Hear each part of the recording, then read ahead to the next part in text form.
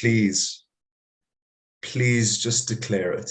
And they ask you these questions that I know they already know. So this is not a question of I'm trying to get the information from you. I'm just trying to verify if you're actually talking the truth to me. Yeah, exactly. I haven't cashed it out yet. Do I need to declare it in that specific year, or only when in the following year when I actually cash it out, will I be taxed at that stage? It's a highly technical answer that needs. Oh, this is a very contentious area. I'm just gonna go ahead and start what I'm saying with, this is not formal advice. And this is my professional view. I think that's what you need to prove is either a very reasonable likelihood that you're going to make a profit soon in the following year, or actually make a profit in that following year and bring yourself out of the 3 out of 5 year window. That's capital. You can't use those expenses as deductions.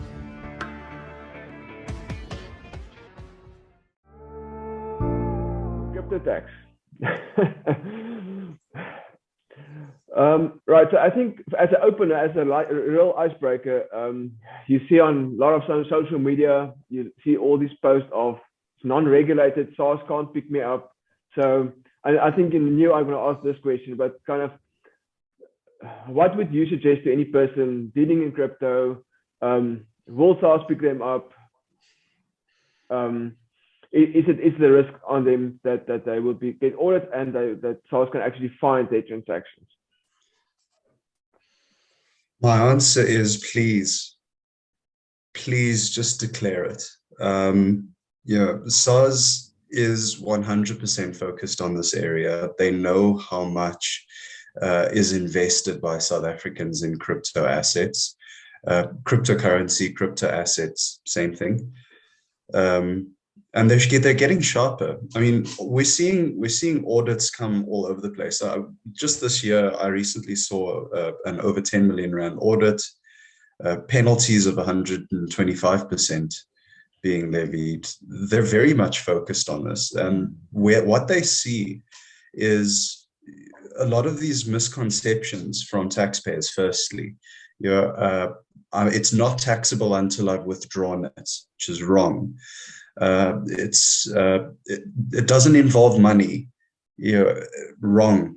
A good example is if I'm a Ferrari salesman and you offer to pay me instead of money but in a house, and I say yes, pay me in the house instead.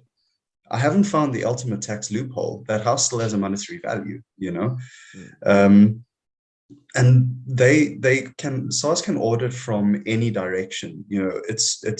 It's not just that we have automatic exchanges of information from other revenue authorities and financial institutions if you happen to be using an offshore bank account, but it's also that SARS can reach out to those foreign authorities and have them audit you or provide SARS with that information on request, or even collect from you by force if need be, and then pay that over to SARS.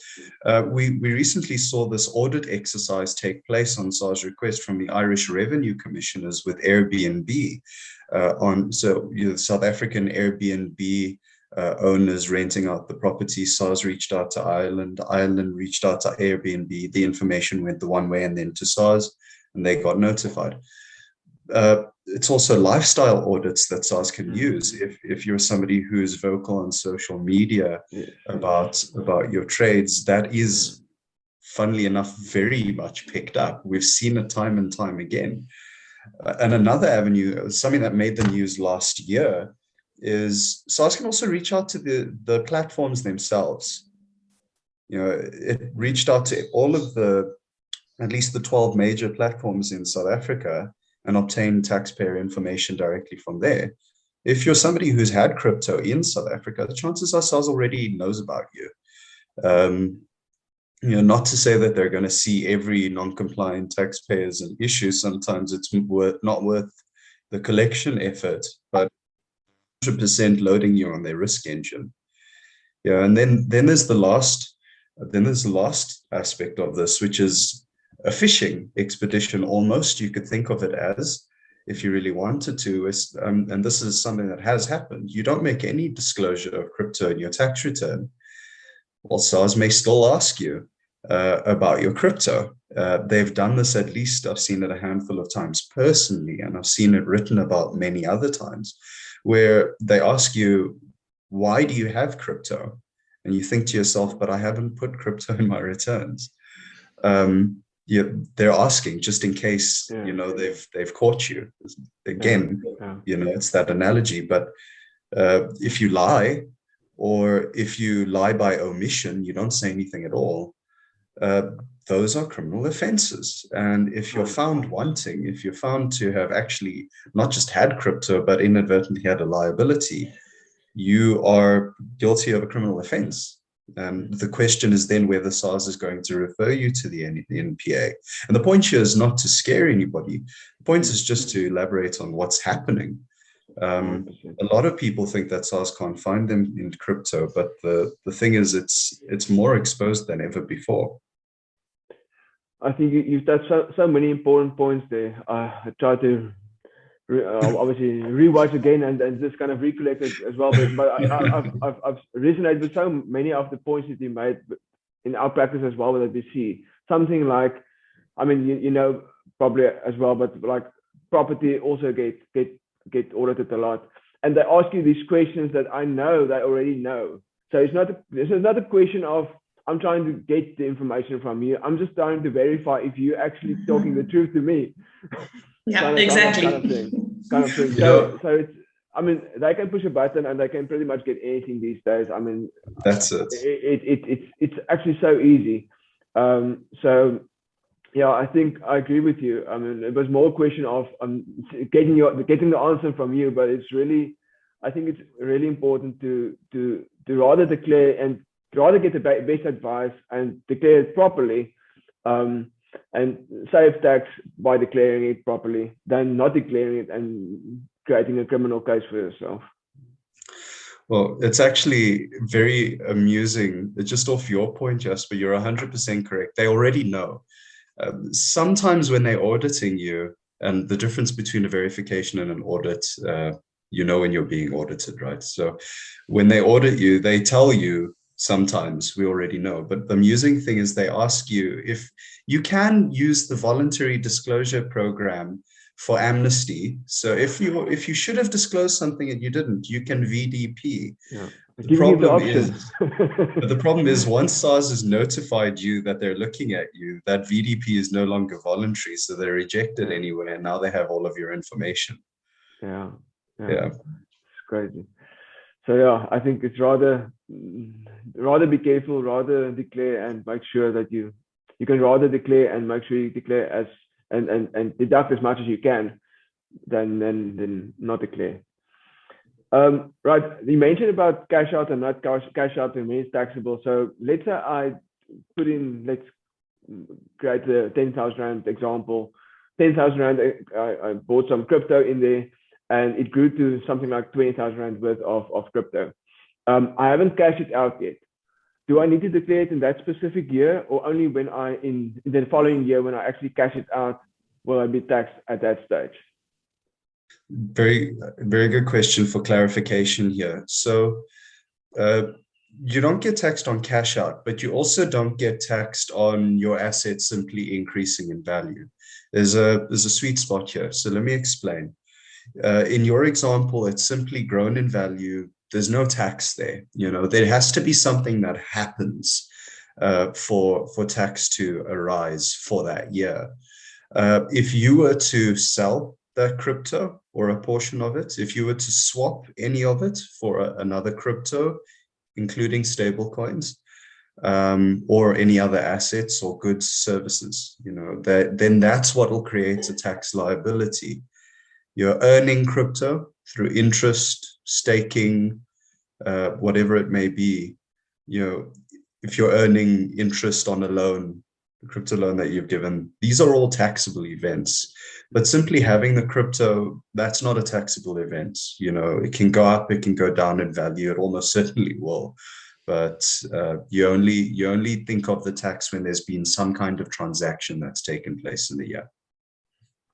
Right. Following on that, so with shares, obviously there's that rule of that 3-year period, capital gains tax, and so it's revenue up to potentially 3 years, and then after that, it's most likely to be capital gains tax. But you can also motivate with SARS before that, and we've got it right before 3 years. If you can show SARS, but I bought some shares. I don't really trade. There's no history of me doing a lot of trades. It's really, I bought some Sasol shares in lockdown and it went up, and now it's amazing big amount, and I just sold it because I want to potentially buy a property.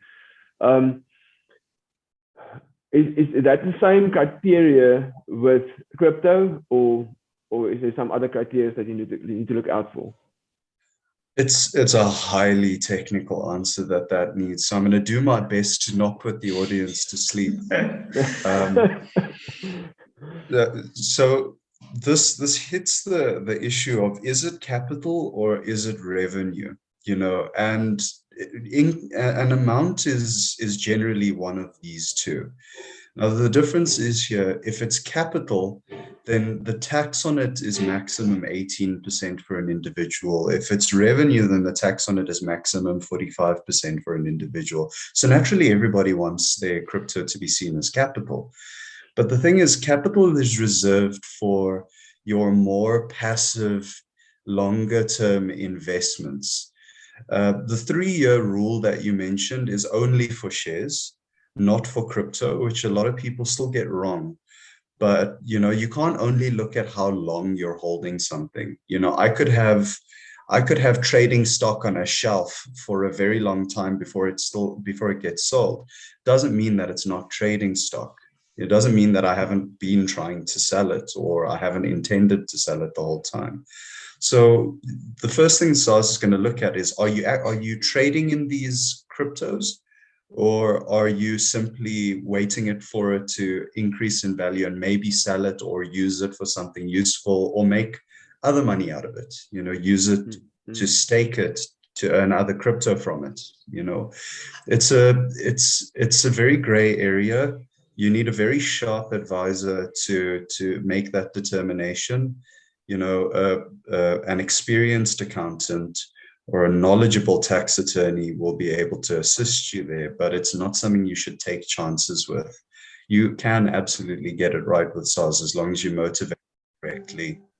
Yeah, I must say, it's something that I find with SARS, but I mean, we receive a lot of, obviously, you get a lot of audit on a monthly basis. And when you motivate something properly and with the right intention, SARS generally, they're open to discussion and open to kind of see your opinion as well. Not always, but in a lot of cases. So it's, I think there's different opinions. It depends on the audit case you've handled, but it's I think in most cases, I found that the moment with us in any case, when we submit something, we must make sure that before I submit, I can motivate anything that's on that tax return.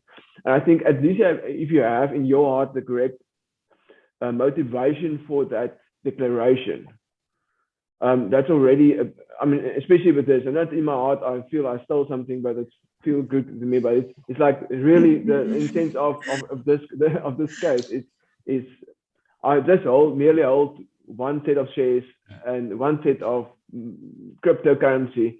And I've sold it in 2 years, and I really do believe it's capital. So, but I agree with you. I think obviously expert advice is always the correct answer. Just to elaborate on that. Right. So I think a big question.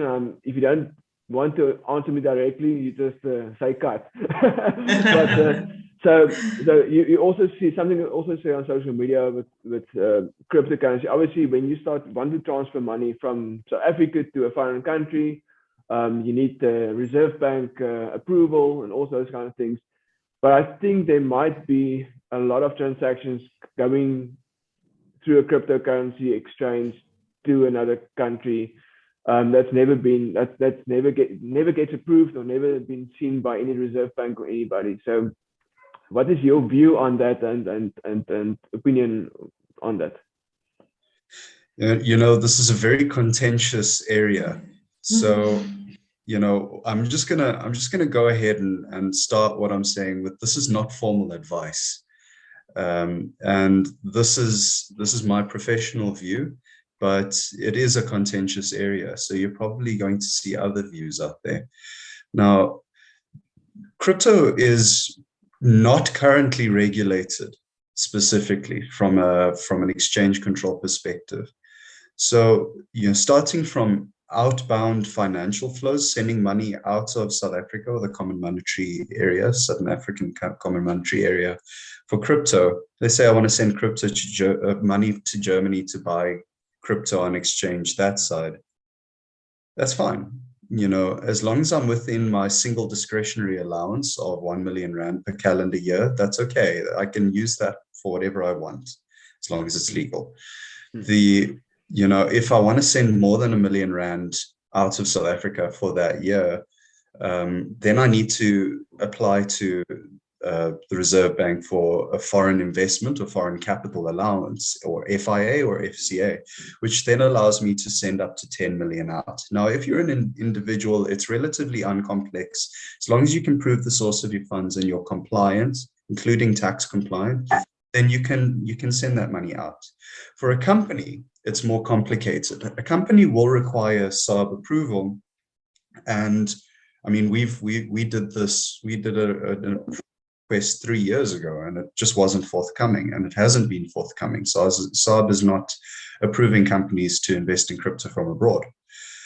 But as far as sending crypto out of the country is concerned, that is the most contentious thing. Depending on who you're talking to, and especially depending on the time of day, it seems, including at Reserve Bank, who you speak to, the answer may be different. Either it's illegal or it's simply not regulated. What I can tell you is what I see in practice. And in practice, the exchanges, South African exchanges and foreign exchanges, crypto exchanges, are allowing you to transfer crypto between borders. And absolutely nobody has been prosecuted for doing that right now. So I suppose, the key that most people are using to open the door is keep it reasonable. Don't send too much abroad. Keep in mind, perhaps simulate your SDA, your FIA limitations. Crypto coming into South Africa is also completely unregulated. There are no controls, but it's also not recorded for SARB purposes. So if you're doing something like arbitrage trading, not only can you not be doing that with loan money, but you also can't use the crypto coming back into South Africa to say, well, I brought my 1 million rand back, I can just use that again. You have to apply for that exchange control approval. Yes. Yeah, thank you very much. I think that's very insightful. But the point I'm really taking from this is, you can use your 1 million rand discretionary allowance once a year. If you want to go above that, or when you want to bring in and do that again in the same year, then you need to start looking for the approval. And like you mentioned, you can get a tax clearance with SARS, especially for doing that. So I think that's very insightful. I only have two more questions. And assess loss. So obviously, in a tax scenario, when I receive, let's say I receive employment income, and I obviously do some trading in crypto, with the crypto market being very volatile the last couple of year or two, you might potentially have assessed losses. Now, I assume crypto would be one of the suspect trades as part of the ring fencing module. What do you suggest someone do if they have assessed loss? Do they deduct it in that first year, potentially from the tax return, potentially get a tax refund? But if it continues that 3 out of 5 years, would you ring fence it, or would SARS ring fence it, and then obviously build up towards the point that you actually receive a taxable income from crypto, and then obviously deduct the loss? What is your views on that? So I love the term suspect trades. It is often used. I prefer hobby trades or hobby losses. But okay. You're correct. It's listed, which means that, just for the benefit of the audience, ring fencing means that if you have a loss in this trade, you can still offset it against later profits in that trade, but you can't use those losses against profits in other trades, like renting, if you're making losses in crypto. So using the basic example of the 5-year ring fencing rule, if you make a loss for any 3 out of 5 years, so a 5-year window, 3 out of those 5 years you made a loss, then that means that you, as you said, you can only deduct those losses against profits that you make in crypto. What you need to prove is either a very reasonable likelihood that you're going to make a profit soon in the following year, or actually make a profit in that following year and bring yourself out of the 3 out of 5 year window, which can be difficult if it was your 3 most recent years, because then you've got 2 years that you have to make a profit, or try and prove to SARS and get them to agree with you. What will happen is SARS will ring fence that for you. It's contingent on you making those disclosures in your returns, which is always advised to do anyway. Otherwise, facing the possibility of ring fencing is still better, because it allows you to offset for a while, rather than not disclosing losses at all, because then, as far as SARS is concerned, it's all profit all of the way. I hope that covers the question. I just want to make sure that you agree with me in the sense of that if it's once off, let's say 1 out of 5 years you have a loss, that you can actually use that loss and offset against the employment income or any other income in your personal capacity, and you will potentially get a tax refund. You can absolutely offset your. I'm not sure about if you've already paid the tax, for example, as a provisional taxpayer, then yes, it would lead to that refund. But you absolutely, in a year 1 loss, for example, you can set that off against rental income. You absolutely can. Yeah. Right, and just lastly, based on, obviously there's a lot of people that do crypto mining as well. So if I buy, as in regards to a deduction, the equipment, the hardware equipment that I would need to buy, computers, those kind of expenses, would that be subject also like normal tax, where you would deduct it as over, let's say, a 3-year period, or can you deduct that expense in that very first year that you incur the expenses? Yeah, the technical answer would be to talk about fixed costs and floating costs. But I prefer to talk to clients about what have you incurred an expense for as a resource versus what is an overhead. So going back to capital and revenue, whatever's capital that you've bought, so technically resources, assets of yours that help you make that profit out of mining, that's capital. You can't use those expenses as deductions.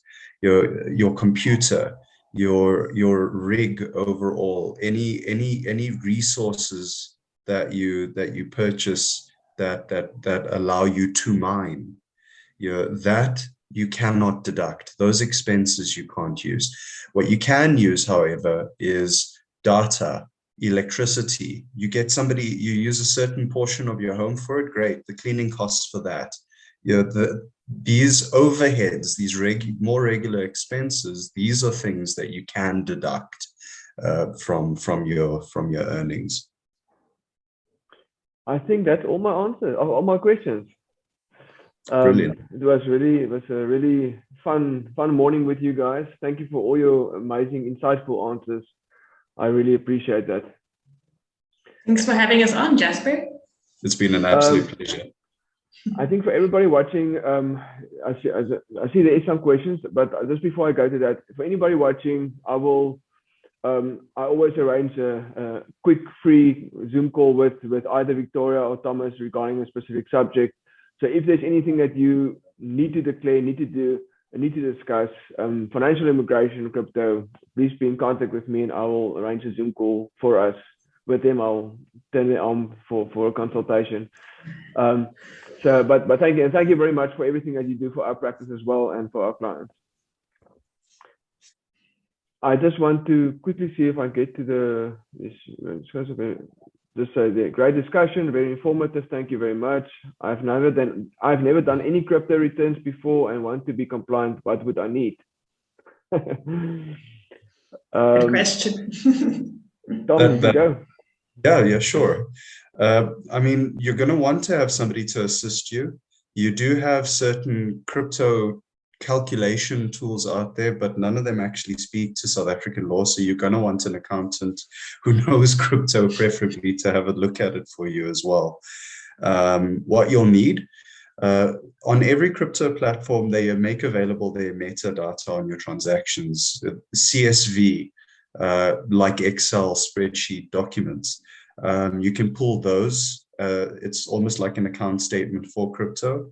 And some of them use an API key, which allows you online on another platform to pull the transactions through to make those calculations.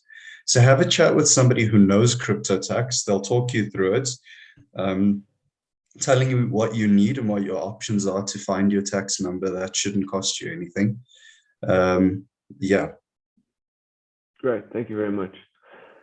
Awesome. Thank you very much for your time. I really appreciate it. And I'll definitely speak to you guys again soon with some of the Zoom calls that we'll arrange for you guys. Thank you. Thank you, Jasper. Thanks, everyone. Thank you, everyone. Bye. Bye-bye. Hi, Jasper Basson here. I just wanted to remind you about the Daily Entrepreneur Tips series. It's a business growth series for entrepreneurs and contains financial information and also information to grow you as a person and your business, because we will never grow our business any higher than we grow ourselves. So click on the link below and I will send you daily information to grow you as a person and your business, and it's for 365 days of the year.